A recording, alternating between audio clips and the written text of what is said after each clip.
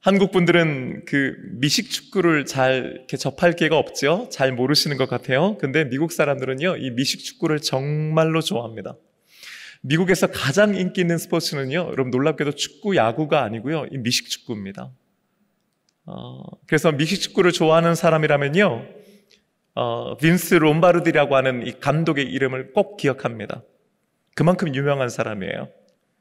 그는요, 미식축구 리그 역사상 가장 뛰어난 감독 중 하나로 기억되고 있는데요, 그는 감독 재임 기간 동안에 무려 74%의 승률과 또 우리로 치면 리그컵 우승인데요, 그 슈퍼볼 우승컵을 무려 5번이나 들어 올린 감독입니다. 그의 명성이 얼마나 대단한지는요, 이 슈퍼볼 우승컵의 이름이 놀랍게도 여러분 롬바르디 컵이에요. 그러니까 그 감독의 이름이 우승컵이라 할 정도로 그 감독의 위상은 정말로 대단합니다. 이토록 위대한 감독이었던 그가, 그런데 제일 처음 부임했던 팀은요, 그 미식축구 리그 최하위 팀이었던 그린베이 패커스였습니다. 지금은 뭐 아주 명문팀인데요, 그때 당시만 해도 항상 꼴찌를 도맡아 하던 팀이었습니다. 그가 부임하기 직전 시즌에서는요, 팀이 1승 10패라고 하는 초라한 성적을 거두었습니다. 한 번 이긴 거예요. 그러니까 팀 성적뿐만 아니라 뭐 선수들의 사기나 팀 분위기도 완전히 바닥을 칠 때였습니다. 그런 엉망인 팀에 신임 감독이 이제 부임한 것이죠. 그가 부임해서 라커룸에서 선수들과 함께 했던 그 첫 번째 미팅은요, 지금도 많은 사람들에게 회자되고 있어요. 이유가 있습니다. 그가 선수들을 다 라커룸에 소집했습니다. 선수들은 다 긴장한 채 새로 부임하는 감독을 기다리고 있어요. 그리고 롬바르디가 마침내 그 라커룸으로 들어갑니다. 그런데 그의 한 손에는요, 그 미식축구 공이 들려져 있었습니다. 모두가 긴장해서 그가 과연 어떤 말을 할지를 집중하고 있을 때에 이 롬바르디 감독이요, 그 공을 들면서 이렇게 얘기합니다. Gentlemen, this is football. 여러분, 신사 여러분, 이것은 미식축구 공입니다. 여러분, 그 순간 선수들의 표정은 바로 여러분들의 표정 같았습니다. 당황해하는 선수들을요 데리고 경기장으로 나가요. 그리고 롬바르디가요, 그 경기장을 설명하는 겁니다. 규격을 가르쳐주고요, 그 사이사이에 그어져 있는 선의 의미를 가르쳐주는 겁니다. 그러면서 선수들에게 풋볼은, 이 미식축구는 우리 편 끝에서부터 상대편 끝까지 공을 가지고 달리는 경기라고 가르치는 겁니다. 여러분, 당시 선수들의 표정을 한번 상상해 보세요. 하지만 롬바르디는요, 아랑곳하지 않고 하나씩 계속해서 가르쳐가기 시작하는 겁니다. 그리고 이어지는 훈련 시간, 마치 미식축구를 처음 접하는 사람들이나 할 법한 훈련을 하기 시작하는 겁니다. 여러분, 그들은요, 지금 이제 막 미식축구를 배우기 시작하는 초등학생들이 아니에요. 프로 선수들입니다. 물론 최하위 팀의 선수들이지만 그래도 그들은 프로예요. 가장 기초적인, 가장 기본적인 훈련을 시키는 겁니다. 수십 번을 하고 수백 번을 하는 거예요. 선수들이 좋아했을까요? 아닙니다. 투덜거렸습니다. 그 중에는 짜증을 내는 선수들도 있었습니다. 왜입니까? 다 이 정도는 안다고 생각했기 때문입니다.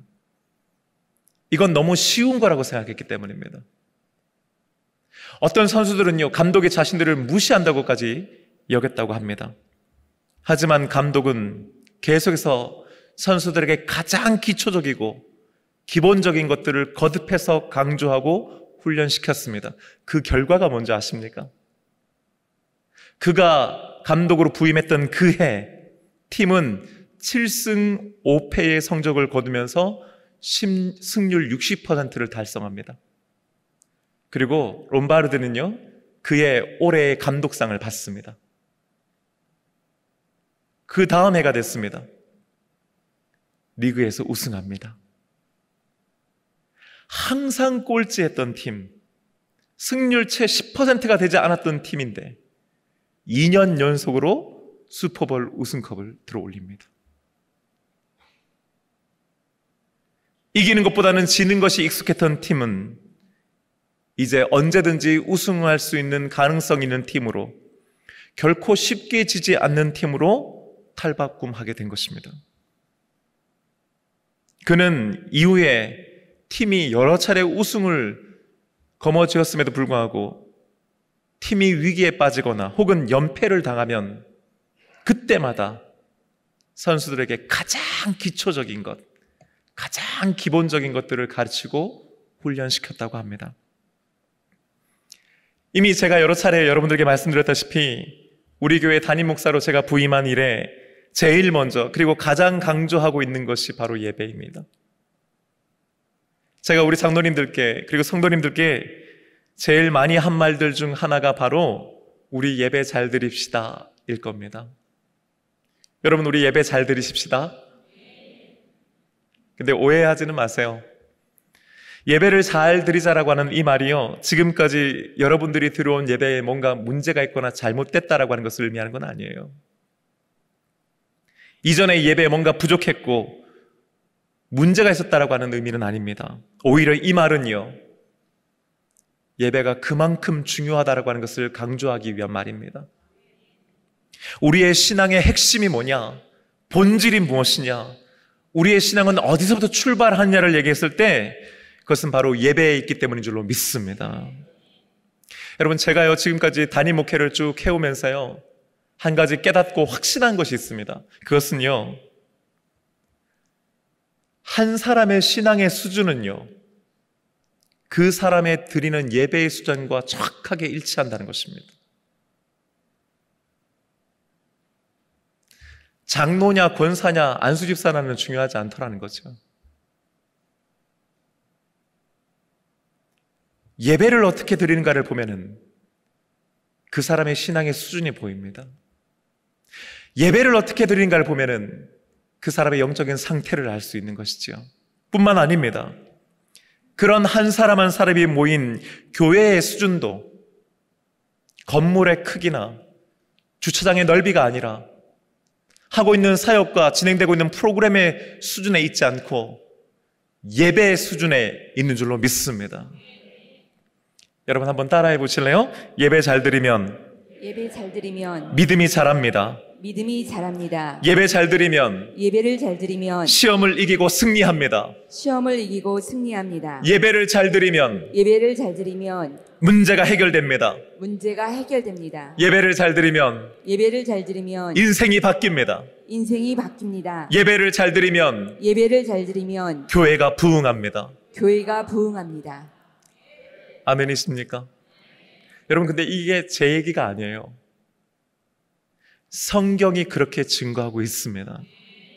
2000년 기독교 역사가 이 사실을 증명해 주고 있는 줄로 믿습니다. 문제는요, 우리들이 매주 예배를 드리고 있음에도 불구하고 이런 사실을 제대로 이해하지 못하고 확실히 믿지 못하고 있다는 데 있습니다. 더 본질적인 문제가 있습니다. 그것은 우리가 예배의 본질, 예배의 핵심, 예배의 이유를 자꾸 까먹거나 혼동한다는 데 있습니다. 매주 드리다 보니까요, 이게 너무 익숙해지다 보니까요, 예배를 드리는데 타성에 젖어도 버려요. 감사도 감격도 없어요. 뭔가 어떤 기대감이 우리에게 없죠. 준비도 없고요, 정성도 들이지 않아요. 그러니 예배 안에서 아무런 사건도 일어나지 않습니다. 반대로요, 예배에 대해서 잘 모르니까요, 잘 몰라서도 예배를 제대로 못 드리는 겁니다. 남들은 예배가 너무 좋다고 그래요. 예배의 은혜를 받는다 그래요. 옆에 이렇게 보고 있으면 막 울고 있어요. 근데 이해가 안 되는 거예요. 그러니까 예배가 지루할 수밖에 없지요. 그 예배의 맛과 멋을 알 수가 없는 거죠. 그래서 여러분, 저는요, 오늘을 시작으로요, 이렇게 예배합니다라고 하는 제목으로 앞으로 여러분들과 주일 말씀 함께 나누려고 합니다. 도대체 예배가 무엇인지, 우리가 왜 예배를 드려야 되는 건지, 어떻게 예배를 드려야 되는 건지, 그리고 예배를 드리면 우리에게 어떤 변화가 일어나고 어떤 사건이 일어나는지를 여러분들과 함께 나누려고 해요. 다른 말로 하면요, 예배의 본질이 무엇인가 하는 거예요. 예배의 핵심이 무엇인가를 말씀을 통해 여러분들과 함께 알아가려고 합니다. 오늘은요, 그 첫 번째 시간으로요, 요한복음 4장에 기록되어 있는 예수님과 수가성 여인과의 대화를 통해서 그 첫 번째 예배의 본질에 대해서 여러분들과 함께 살펴보려고 합니다. 한 여인이 있었습니다. 성경은 그녀의 이름을 굳이 기록하고 있지는 않아요. 대신에 우리로 하여금 그녀가 어떤 사람이고 어떤 형편에 있는지를 알 수 있는 결정적인 몇 가지 단서들을 우리에게 제공해 줍니다. 그녀는 일단 사마리아 지방의 수가라고 하는 동네에 살고 있습니다. 그는 제6시쯤, 그러니까 오늘날로 치면 정오에 우물가에 가서 물을 기르려고 합니다. 우리는 그게 대수인가? 그럴 수도 있지 생각하지만 여러분, 이 팔레스타인 지역은요, 여러분 아시는 것처럼 1년 내내 뜨거운 지역이잖아요. 게다가 낮이 되면요, 내리쬐는 태양빛과 함께 땅에서 올라오는 지열 때문에 너무너무 더워서 사람들이 외출을 자제하는 시간입니다. 그런데 가장 외출을 하지 않는 그 시간에 이 여인이 우물가에 가서 물을 기르려고 하는 것입니다. 그것을 통해서 우리는 뭔가 이 여인에게 사연이 있구나 하는 것을 짐작할 수 있죠. 실제로 그녀에게는 정말 그런 사연이 있었습니다. 성경은요, 그녀가 지금까지 5 남자들과 이혼하고 6번째 남자와 살고 있다고 증거하고 있습니다. 여러분, 2000년 전입니다. 팔레스타인 땅에서요, 사람들의 시선이 어땠을지 짐작하고도 남음이 있죠.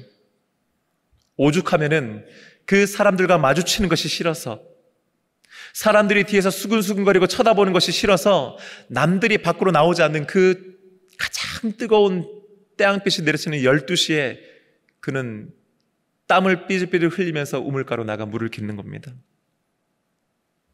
갈 때만 해도 늘 그랬듯이 아무도 없겠지 예상했는데 그날은 달랐습니다. 한 남자가 우물가에 앉아 있는 겁니다. 게다가 차림새를 보아하니 그는 유대인이었습니다. 그는 아마 본능적으로 움츠러들었겠지요. 그리고 그 남자를 경계했을 겁니다. 하지만 동시에 반대로요, 유대인이니까 차라리 낫다라고 생각했을지도 모릅니다. 왜냐하면 당시의 유대인들과 이 사마리아인들은요, 서로 왕래뿐만 아니라 상종조차 하지 않았습니다. 말도 서로 건네지 않았을 때예요. 그래, 모른 척하고 못 본 척하고 나는 내일 해야지 하고 물을 기르려고 하는 그때에 그 낯선 유대인 남자가 자신에게 물을 좀 달라고 요청합니다. 여인은 깜짝 놀라서 이렇게 대답했습니다. 9절 말씀 여러분 우리 함께 읽어보십시다. 사마리아 여자가 이르되 당신은 유대인으로서 어찌하여 사마리아 여자인 나에게 물을 달라 하나이까 하니 이는 유대인이 사마리아인과 상종하지 아니함이러라. 아멘. 역시 2부 때 우리 김희선 목사님께서 읽어주시니까 이게 확 느낌이 다르네요. 1부 때는 우리 남자 목사님께서 읽으셔서 좀 느낌이 안 살았는데, 하여튼 사마리아 여인이 그렇게 얘기했다는 겁니다. 상종하지 않았다는 거예요. 그런데요, 이 낯선 유대인 남자가 좀 알아듣기 어려운 말을 합니다. 10절의 말씀 이번엔 제가 한번 읽어드리겠습니다. 내가 만일 하나님의 선물과 또 내게 물 좀 달라 하는 이가 누구인 줄 알았더라면 내가 그에게 구하였을 것이요 그가 생수를 내게 주었으리라. 아멘. 여인이 그러니까 묻는 거예요. 당신이 그렇게 대단한 사람입니까? 당신이 그렇다면 이 우물을 팠다고 전해 내려오는 우리들의 조상인 야곱보다도 더 나은 사람입니까? 당신이 대체 누군데 그런 걸 할 수 있단 말입니까? 묻는 거죠. 그 남자가 대답합니다. 13절과 14절 말씀 우리 함께 읽으십시다. 시작. 이 물을 마시는 자마다 다시 목마르려니와 내가 주는 물을 마시는 자는 영원히 목마르지 아니하리니 내가 주는 물은 그 속에서 영생하도록 솟아나는 샘물이 되리라. 아멘. 한 번도 들어보지 못한 말이에요. 한 번도 기대해보지 않았던 말입니다. 그런데요, 이 말을 듣자 이 사마리아 여인의 마음이 활짝 열리는 겁니다. 그 말씀이 그녀의 마음을 사로잡은 겁니다. 정말로 영원히 목마르지 않는 그런 물이 있다면은, 당신이 정말 그런 물을 내게 줄 수 있다면은, 영원토록 솟는 샘물이 있다면은 나에게 좀 주십시오 하는 거예요. 나는 정말 그런 물이 필요합니다라고 얘기하는 것입니다. 이 여인의 마음을 사로잡는 이런 말씀을 해주신 분이 누구십니까, 여러분? 그렇습니다. 죄와 허물로 죽을 수밖에 없었던 저와 여러분을 살려주신 바로 그분이요, 영혼의 목마름 때문에 이것저것 찾아 들이키지만은 그러면 그럴수록 더욱 갈급함을 느끼는 우리들을 위해서 생명의 샘물을 주시고 생물의 물을 주시는 예수 그리스도이신 줄로 믿습니다. 예수님께서는 그녀의 과거를 다 알고 계셨습니다.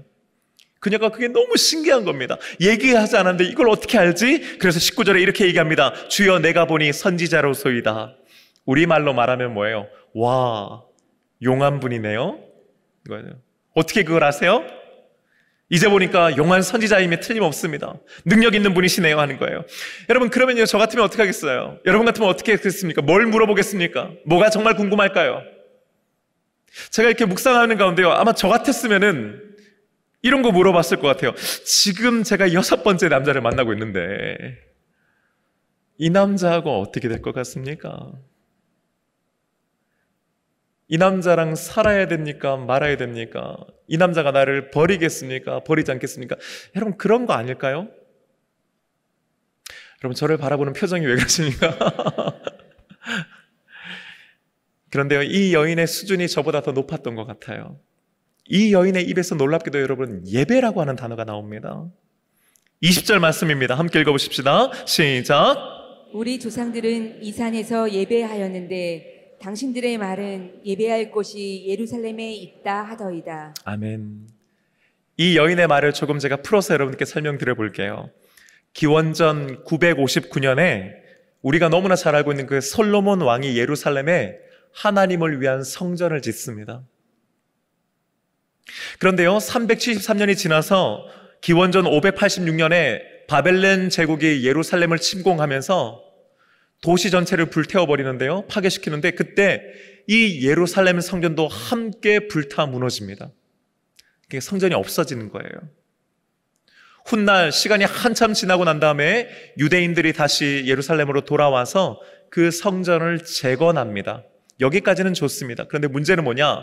그 다음부터 그 북쪽에 있는 사마리아 사람들을 이 예루살렘 성전에 오지 못하도록 막은 겁니다. 너희들은 우리와 다르니까, 너희들은 거룩한 성전에 들어올 수 없는 사람들이니까 너희들은 예배 못 드려, 제사 못 드려, 이렇게 막은 거예요. 여러분, 이렇게 되니까 사마리아 사람들은 어떻게 했겠습니까? 그래? 그럼 우리는 뭐 하나 만들지. 그렇게 된 거예요. 그래서요, 그 사마리아 땅에 있는 자신들이 축복의 산이라고 불렀던 그리심산에다가 성전을, 자기들만의 성전을 또 세우는 겁니다. 성전이 몇 개가 된 거예요? 2개가 된 거예요. 이때부터요, 유대인들은 예루살렘 성전에서 예배를 드리고요, 사마리아인들은 그리심산에서 예배를 드리기 시작하는 겁니다. 그러니까 예수님 당시에도 사마리아 사람들은 그 그리심산에서 예배드리던 그 전통을 쭉 지켜온 것이죠. 근데 여러분, 문제는 뭡니까? 이 유대인들이 이 그리심산에서 드리는 그 사마리아인들의 예배를 인정해요, 안 해요? 안 하죠. 왜요? 우리가 정통이야. 요즘 말로 치면 너네는 뭐예요? 너네는 짝퉁이고, 이거예요. 예배는 예루살렘 성전에서 드리는 거지. 왜요? 거기에 하나님이 계시니까. 이런 논리입니다. 반면에 사마리아 사람들은 어땠을까요? 예루살렘 성전은 이미 그 옛날 이방인들에 의해서 파괴됐어. 그것은 무슨 뜻인 줄 알아? 하나님께서 너희를 떠나셨다는 말이야. 너희들은 하나님으로부터 버림받은 존재들이 하는 거죠. 그러니 이제 하나님은 어디에 계셔? 그 예루살렘이 아니라 축복의 산인 그리심산에 계셔 하는 거예요. 그러니까 하나님은 여기 계시고, 그러니 예배는 여기서 드려야 돼. 그걸 강조하는 겁니다. 서로 하나님께서 어디에 계시느냐를 놓고, 그리고 예배의 정통성을 놓고 그들이 다투었다는 겁니다. 이런 역사적인 배경을 이해하면요, 이 사마리아 여인의 말은요, 무슨 뜻입니까? 유대인들이 말하는 것처럼 예루살렘 성전에 가서 예배드리는 것이 맞습니까? 아니면 우리 사마리아 사람들이 말하는 것처럼 이 그리심산 성전에서 예배드리는 것이 맞습니까? 둘 중 어디에서 예배해야 됩니까? 어떤 게 진짜 예배입니까를 물은 겁니다. 당시 유대인이셨던 예수님께서 이 여인의 질문의 의도를 모르실 리가 없습니다. 여기입니까? 저기입니까를 물었지 않습니까? 그러면 예수님께서 보통은 어떻게 대답하셔야 맞는 거예요? 여기다, 저기다. 근데 예수님께서 그렇게 대답 안 하십니다. 21절 상반절의 말씀, 예수님께서 이렇게 대답하세요. 예수께서 이르시되 여자여 내 말을 믿으라. 이 산에서도 말고 예루살렘에서도 말고. 아멘. 이 산, 예루살렘 둘 다 아니라는 거예요. 예배의 장소가 어디냐는 그렇게 중요하지 않다는 겁니다. 그것은 본질이 아니라고 하는 말입니다. 그렇다면 무엇이 중요합니까? 무엇이 본질입니까? 21절 하반절의 말씀 우리 함께 읽습니다. 시작. 너희가 아버지께 예배할 때가 이르리라. 아멘. 포인트가 어디 있어요? 핵심이 어디 있어요? 아버지께 있는 거예요. 예수님께서는 제일 먼저 예배의 대상이 아버지이심을, 하나님이심을 분명히 말씀하고 있는 줄로 믿습니다. 여러분, 예배의 장소는 바뀔 수 있는 거예요. 하지만 예배의 대상은 바뀔 수 없는 겁니다. 예배의 방식은 얼마든지 바뀔 수 있는 거예요. 하지만 하나님께 예배하고 하나님을 예배한다고 하는 것은 변하지 않는 줄로 믿습니다. 이쯤 되면 이런 질문을 여러분 할 만하잖아요. 아니, 아무리 사마리아인이라고 하지만은 예배의 대상이 하나님이라고 하는 가장 그런 기본적인 사실을 그들이 몰랐을까? 굳이 예배의 장소가 어디입니까를 묻는 사마리아 여인에게 예배의 대상은 누구이다라고 하는 걸 확인시켜 줄 필요가 뭐가 있을까 하는 거예요. 뭔가 예수님께서 지금 핀트를 잘못 맞추고 계시는 것 아닌가 하는 질문 말이죠. 예수님의 대답을 정리해 보면요, 너희는 서로 예배의 장소를 두고 다투고 있지만은 그것 이전에 예배의 대상을 분명히 해야 돼. 그것이 먼저고 그것이 본질이야 말씀해 주시는 겁니다. 그런데 여러분, 예수님께서 이렇게 말씀하시는 이유가 있었습니다. 요한복음 2장을 보면요, 예수님께서 예루살렘에 올라가셔서 성전에 들어가셔서 좀 속된 말로 성전을 완전히 뒤집어 엎으시는 사건이 기록되어 있습니다. 성전 안에서 소와 양과 염소와 비둘기를 파는 사람들을 막 내어 쫓으시는 거예요. 그리고 성전에서 통용되는 그 동전으로 바꿔주는 환전상들의 상을 막 다 뒤집어 엎으시는 겁니다. 당시 예루살렘 성전에서 어떤 일들이 벌어지고 있었는지, 그리고 예루살렘 성전의 상태가 어땠는지를 예수님께서는 단적으로 이렇게 표현하셨습니다. 요한복음 2장 16절의 말씀입니다. 내 아버지의 집으로 장사하는 집을 만들지 말라는 거예요. 예수님께서 보시기에 예루살렘 성전은 하나님께 예배하고 하나님을 예배하는 곳이 아닌 겁니다. 장사하는 집이었습니다. 여러분, 여기서 우리가 중요한 걸 기억해야 됩니다. 예수님께서 그 상을 엎으시던 그날도 여전히 예배는 드려지고 있었습니다. 절기는 지켜지고 있었습니다. 대제사장들이 예배를 집전했습니다. 하지만 예수님 보시기에 그것은 장사하는 집으로 만드는 것에 불과한 것이었습니다. 이유가 있습니다. 그들이 예배를 드렸지만은 그 예배의 대상이 하나님이 아니었던 것입니다. 자신들의 기득권과 이익을 위해서 하나님을, 그리고 예배라고 하는 방식을 이용했던 것입니다. 예배는 매일 드려지고 있었지만은, 제물을 바쳐지고 있었지만은, 제일 중요한 것, 가장 본질적인 것, 하나님께 예배드리지는 않았던 것입니다. 하나님을 예배하지는 않았던 것입니다. 하나님께 하나님을 예배하는 것 같았지만은 사실은 자신들의 이익과 목적을 추구하기 위한 예배였던 것이지요. 결과적으로 예배의 대상은 하나님이 아닌 자기 자신이요, 자기 자신들의 이익이요, 목적이요, 또한 필요요, 욕망이었던 것입니다. 그렇다면 사마리아인들은 어땠을까요?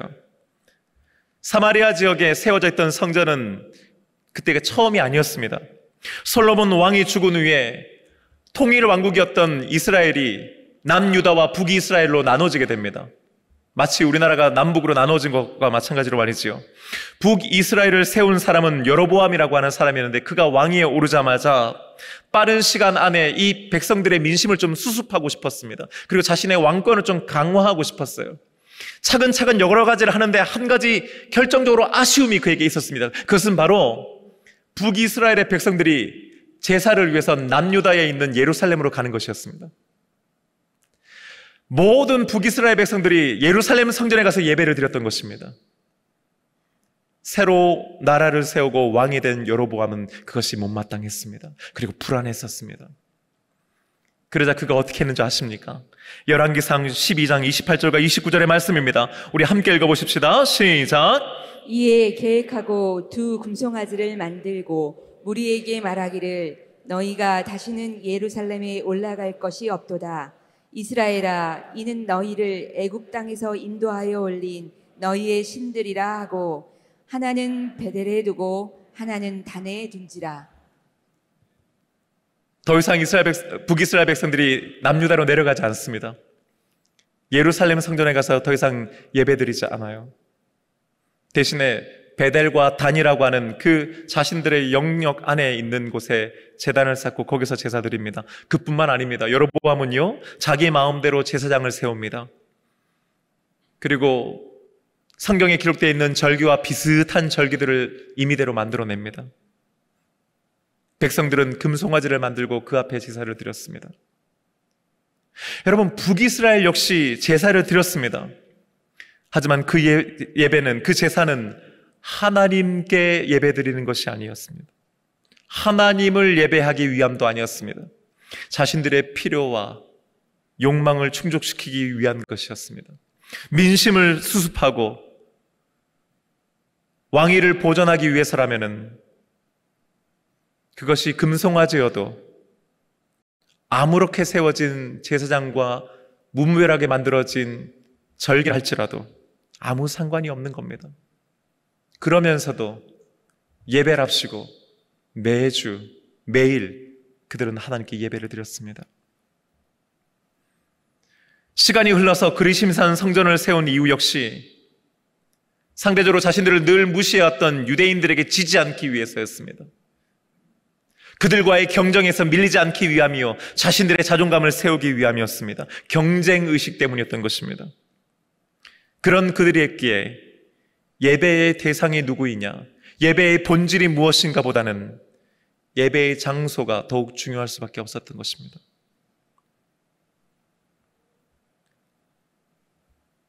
진정한 예배의 장소를 묻는 사마리아 여인에게 예수님께서 예배의 대상을 먼저 가르쳐 주신 이유가 바로 여기에 있습니다. 사랑하는 여러분, 코로나 팬데믹 이후로 한동안 우리는 온라인 예배를 드렸던 것 기억하실 겁니다. 코로나 이전에는요, 예배라고 하면 당연히 주일 1부, 2부, 3부, 4부 정해진 시간에 정해진 이 예배당에 와서 함께 드리는 것이었습니다. 그것 외에 다른 예배를 우리는 생각해 보지 못했습니다. 하지만 코로나 기간 동안에 우리는 그럴 수가 없어서 온라인 예배라고 하는 것을 드리게 되었습니다. 처음에는 도대체 이게 예배인가? 라고 하는 질문을 우리는 했었습니다. 이렇게도 예배 드린 게 맞나라고 하는 것과 함께 더불어 예배를 드리면서도, 드리고 나서도 이게 뭔가 예배를 드린 건가 안 드린가를 우리는 고민했던 적이 있었습니다. 하지만 우리는 온라인 예배를 빠르게 적응해 나갔죠. 그 온라인 예배를 통해서도 은혜 받을 수 있었고, 이렇게도 예배 드릴 수 있구나라고 하는 것을 알게 되었습니다. 코로나가 종식되고 난 다음에, 또 예배당의 문이 열리고 난 다음에 우리는 다시 현장 예배를 드리기 위해 이 자리에 모여들게 되었습니다. 그토록 사모했던 자리에서 하나님을 예배한다는 것이 우리에게 얼마나 큰 기쁨인지 모릅니다. 그런데요, 여러분 그거 아십니까? 약 20%에서 30%의 사람들은 여전히 이 현장 예배장으로 오지 않고 있습니다. 그 중에는요, 우리가 생각하는 숫자보다 훨씬 더 많은 사람들이 여전히 온라인에서 예배를 드리고 있습니다. 많은 목회자들과 성도들이요, 그때는 어쩔 수 없었던 거고 이제 현장 예배 드릴 수 있으니까 나오세요, 나와서 예배 드리세요를 강조합니다. 그런데 여러분, 반면에 온라인 예배가 좋다라고 생각하시는 분들은요, 그 예배를 통해서도 은혜 받고 있다고 생각하는 겁니다. 아니, 한때는 모두가 다 온라인 예배를 당연한 것처럼 드려놓고 왜 이제 와가지고 온라인 예배가 뭔가 부족하고 잘못되고 약한 예배라고 말하는 거지 하고 그들은 불쾌하게 생각합니다. 여러분, 그런 사이 요즘은요, 하이브리드 예배라고 하는 단어도 생긴 거 아세요? 여러분, 과연 어떤 게 맞는 걸까요? 오늘 이 시간 제가 그 얘기를 여러분께 드리려고 하는 건 아닙니다. 예배는요, 다양한 시간과 장소와 형식으로 드려질 수 있는 겁니다. 예배를 담고 있는 그릇은 얼마든지 바뀔 수 있는 거예요. 하지만 여러분, 우리가 예배에 있어서 가장 우선적으로 그리고 가장 분명하고 확실하게 명심해야 되는 것이 있습니다. 그것은 예배는 하나님께 드리는 것이라고 하는 것입니다. 예배의 대상은, 그리고 예배의 주인은 하나님이신 줄로 믿습니다. 이 말은 여러분, 예배의 중심이 우리가 아니라는 사실입니다. 예배의 주인공은 목사가 아닙니다. 예배는 여러분을 위해 드리는 것이 아닙니다.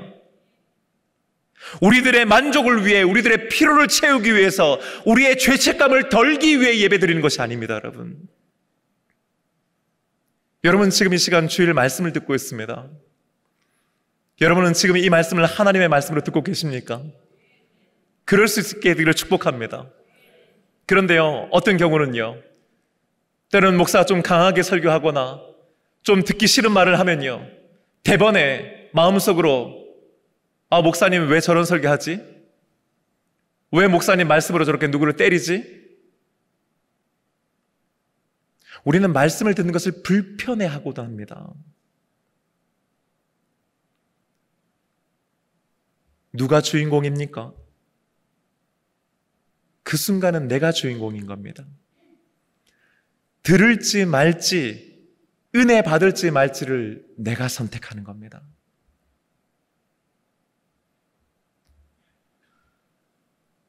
예배의 대상이 주인이신 하나님께서 말씀하신다는 생각을 하지 않는 겁니다. 찬양은 또 어떻습니까? 찬양의 시간은 여러분 단순히 아는 노래를 부르는 시간이 아닙니다. 내가 좋아하는 곡을 신나게 부르는 시간이 아닙니다. 내가 모르는 찬양에 침묵하는 시간이 아닙니다. 찬양은 분위기를 띄우기 위해서 부르는 것이 아닙니다. 하나님을 높여드리기 위해서입니다. 하나님을 위해 찬양하는 것인 줄로 믿습니다. 근데 우리들은요, 이 예배 시간에, 오늘 예배 가운데 내가 아는 찬양이냐 아니냐가 중요합니다.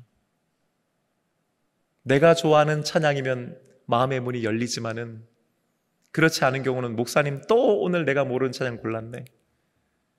앞에 찬양팀이 나와서 찬양 인도를 할 때 여러분, 성경은 분명히 새 노래로 여호와를 찬양하라고 했습니다. 그런데도요, 새로운 찬양을 부르고 내가 모르는 찬양이 나오면 도무지 입이 열리지 않습니다. 어디 그뿐입니까? 목회자에게 혹은 찬양팀에게 찾아가 왜 자꾸 모르는 찬양을 부르냐고 컴플레인합니다. 여러분, 저는 그런 전화를 자주 받습니다. 저도 아는 찬양 좋아하고 제가 은혜 받는 찬양이 따로 있습니다. 하지만 여러분, 누가 주인공인 겁니까? 누가 예배의 주인입니까? 찬양할지 말지를 누가 결정하는 겁니까? 이런 의미에서요, 오늘 이 아침 우리는 스스로에게 한번 물어보아야 합니다. 지금까지 나는 하나님을 예배해 왔는가? 하나님께 예배 드려 왔는가? 하나님이 주인공이신 예배를 드려 왔는가 하고 말이죠. 목사인 저도 때로는요, 이 예배의 시간에, 특히 이 설교의 시간에 제가 주인공이 싶고 싶을 때가 있습니다, 여러분. 그런 유혹이 끊임없이 저에게 있습니다. 제가 왜 설교를 시작할 때에 항상 변함없이 말씀을 전하는 저와 듣는 성도들이 함께 은혜 받게 해달라고 기도한 줄 아십니까, 여러분? 이 설교의 시간, 저 역시 여러분들과 똑같이 겸손한 마음으로 듣는 자가 되기를 결단하기 위해서인 것입니다. 제가 주인공이 되지 않기 위함입니다. 이 예배의 주인이 하나님이심을 제가 기도로 다시 한번 확인하는 것입니다. 여러분은 이 시간에도 하나님을 예배하고 계십니까? 하나님께 예배드리고 있습니까? 우리의 예배는 지금 오늘 이 시간도 하나님이 주인공이십니까? 롬바르디 감독이 미식축구 프로 선수들을 불러놓고 가장 기초적인 것을 다시금 재확인하였습니다. 거기서부터 다시 시작했습니다. 그리고 끝내 그들은 우승컵을 들어 올립니다. 저는 여러분들과 함께 예배에 관한 가장 기초적인 것, 가장 쉬운 것, 하지만 가장 본질적인 것들을 말씀을 통해 나누려고 합니다. 사랑하는 여러분, 이렇게 예배드립니다라는 시리즈로 함께 우리 말씀에 귀 기울여 다시 한번 예배를 회복하는 저와 여러분 되시기를 주님의 이름으로 축복합니다. 아하, 이렇게 예배해야 되는 것이구나. 이렇게 말씀 들어야 하는 것이구나.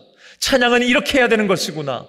헌금은 이렇게 드려야 하는 것이구나 하는 것들을 알아나갈 때에, 그리고 그 본질에 충실한 예배를 드릴 때에 매주 하늘로부터 내려오는 여호와의 불이 임하는 예배를 드리게 될 줄로 믿습니다.